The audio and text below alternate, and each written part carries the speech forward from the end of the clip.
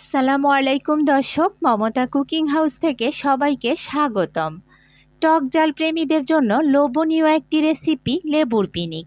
পিনিক বলার কারণ এটা মুখে দিলে ঝাঁঝালো একটি স্বাদ পাবেন, আর এই স্বাদটাকে আমার কাছে পিনিক মনে হয়। চাইলে অনেকে এটাকে লেবুর চাটনিও বলতে পারেন, তবে পিনিকটাই আমার কাছে মনে হয় এর নামটা সেরা হয়। বিভিন্ন মশলা দিয়ে লেবুর গায়ের উপরে একটু সরিষার তেল, তার উপরে একটু শসা দিয়ে এভাবে খেলে খুব মজার একটা টেস্ট পাবেন। এই টেস্টটাকে আমার কাছে পিনিক মনে হয়। আশা করছি রেসিপিটা আপনাদের কাছে ভালো লাগবে। ভালো লাগলে চ্যানেলটা সাবস্ক্রাইব করে পাশেই থাকবেন। আর এই পিনিকটা বাসায় তৈরি করলে অবশ্যই কমেন্ট সেকশানে আমাকে জানাবেন। আমি এখানে একটা লেবু নিয়ে নিলাম। এবার লেবুর খোসাটাকে ছাড়িয়ে নিচ্ছি। আপনারা চাইলে খোসা সহই এটাকে করতে পারেন, যারা খোসাটা পছন্দ করেন। আর যারা খোসাটা পছন্দ করেন না, তারা আবার সম্পূর্ণ খোসাটাকে ছাড়িয়ে নিতে পারেন। আমি কিন্তু সম্পূর্ণ খোসাটা ছাড়িয়ে নেই নাই, সামান্য একটু লেবুর গায়ে থেকেই যাচ্ছে। চাইলে আপনারা সম্পূর্ণ খোসাটা ছাড়িয়ে নিতে পারেন, যার যেরকম পছন্দ। এবার লেবুটাকে আমি স্লাইস করে কেটে নেব। আমি ছুরি দিয়ে এতটা এক্সপার্ট না, সেই জন্য হয়তো আমার কাটাটা সুন্দর হচ্ছে না স্লাইসগুলো। আপনারা আপনাদের পছন্দ মতো করে স্লাইসগুলো করে নেবেন।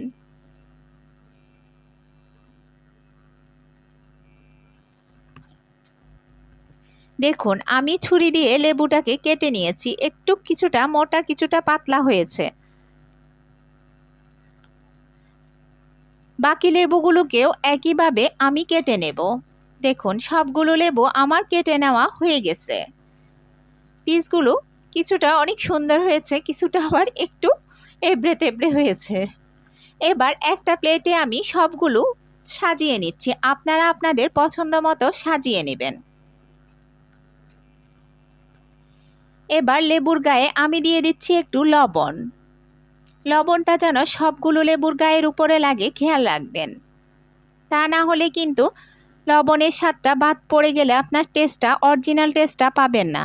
সবগুলো মশলাই কিন্তু সবগুলো লেবুর গায়ে লাগতে হবে। এরপর আমি দিয়ে দিচ্ছি বিট লবণ।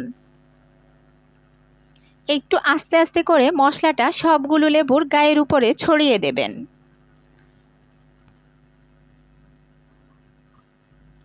বিট লবণটা দেওয়ার পরে আমি দিয়ে দিচ্ছি একটু গোলমরিচের গুঁড়া। বিভিন্ন রকম এই মশলার কারণে ঝাঁঝালো লাগে খেতে, আর অনেক বেশি টেস্ট হয়। বিভিন্ন ভার্সিটির পাশে বা খোলা রাস্তার পাশে এই পিনিকটা পাওয়া যায়, খেতে অসাধারণ। এরপর দিয়ে দিচ্ছি লাল মরিচের গুঁড়া। যারা ঝাল পছন্দ করেন তারা এই লাল মরিচের গুঁড়াটা আরেকটু বাড়িয়ে দিতে পারেন। আমি যেরকম পছন্দ করি আমি সেরকমই দিয়ে দিলাম। এরপর দিয়ে দিব একটু সামান্য পরিমাণে চাট মশলা।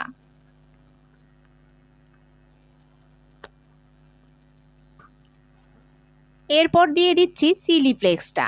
আমি এখানে কয়েকটা শুকনো মরিচকে হালকা সামান্য একটু গরম করে ব্লেন্ড করে নিয়ে নিয়েছি। এরপর কয়েকটা কাঁচা মরিচের টুকরো দিয়ে দিচ্ছি।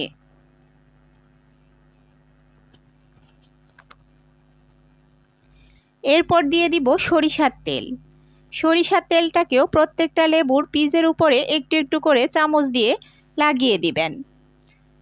যদি যারা বেশি সরিষার তেল খেতে পছন্দ করেন তারা চাইলে আরেকটু বাড়িয়েও দিতে পারেন, অথবা খাওয়ার সময় যেই পিসটা খাবেন সেই পিসে তখন সরিষার তেলটা মাখিয়ে খেলে আরও বেশি টেস্ট পাবেন। আমি প্রত্যেকটা লেবুর গায়ে সরিষার তেলটাকেও মাখিয়ে নিচ্ছি।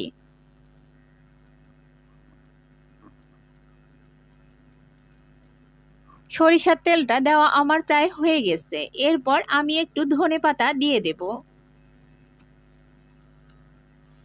প্রায় রেডি আমার এই পিনিকটা। অসম্ভব মজাদার, আর টক প্রেমীদের জন্য তো কোনো কথাই নাই, দেখলেই জিভে জল চলে আসবে এটা খাওয়ার জন্য। আশা করছি রেসিপিটা ভালো লাগবে। ভালো লাগলে আমার চ্যানেলটা সাবস্ক্রাইব করে পাশেই থাকবেন। সবাই ভালো থাকবেন, সুস্থ থাকবেন। আল্লাহ হাফেজ।